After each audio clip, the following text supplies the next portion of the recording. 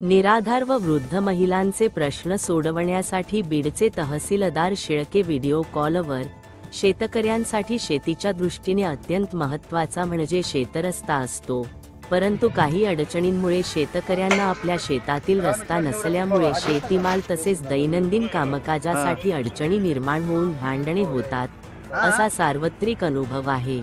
महाराष्ट्र राज्याचे महसूल मंत्री चंद्रशेखर बावनकुळे यांनी शेतकऱ्यांच्या हिताचे अनेक निर्णय घेतले आहेत।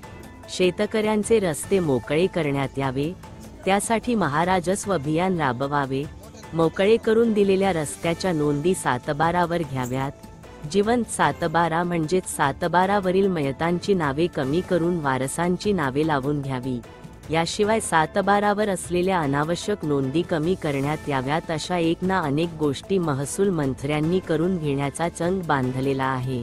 बीडला येऊन नागरिकांचा वेळ वाया जाऊ नये तसेच त्यांना त्रास होऊ नये म्हणून तहसीलदार शेळके यांनी व्हिडिओ कॉलचा पर्याय निवडून नागरिकांना होणारा त्रास कमी केला।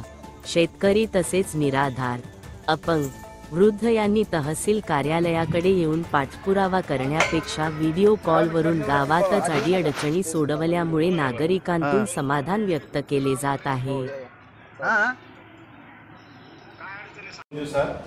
की लगेच तुम्हाला OTP येईल, तोपर्यंत काय करा, तुमचं ई आधार कार्डाला सांगितलेलं आहे यांना, दंपती पोलदारांना ई आधार कार्ड द्या। तुम्ही स्वतः इकडे ऑफिसला यायची गरज नाही। ठीक आहे, तुमच्यासोबत कोण कोण नाव सांगा आजींचे? सुधामती, मी लिहून घेतो नाव, सुधामती घोडके, अजून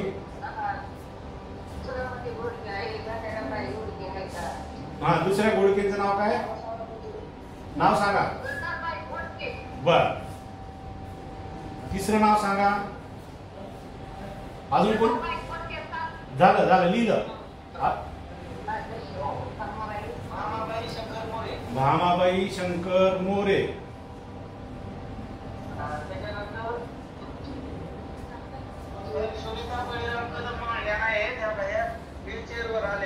बरोबर, त्यांना व्हीलचेअरवरून इकडे येणं अवघड होतं बीडला, म्हणूनच आपण आता व्हिडिओ कॉल करून बोलतोय। तुमचं नाव सांगा? सुनीता वैराम कदम। तुमचं पण अनुदान नाही आलं का? बर, पगार पण नाही। आता तुम्ही काम करा, सर्वजण तुमचं ई आधार कार्ड काढायला लावतो, ते घेऊन हे येतील आमच्याकडे तहसीलला। तुम्ही यायची गरज नाही, आम्ही OTP काढून तुमचा पगार सुरू होईल असं बघतो। ठीक आहे, चालेल। सांगा। नमस्कार। बरं, अर्ज मंडळाधिकाऱ्यांना दिला? अर्ज दिला का? मला व्हॉट्सअपला टाका, मी तो अर्ज मंडळाधिकाऱ्यांना तात्काळ बघायला सांगतो। ठीक आहे, चालेल।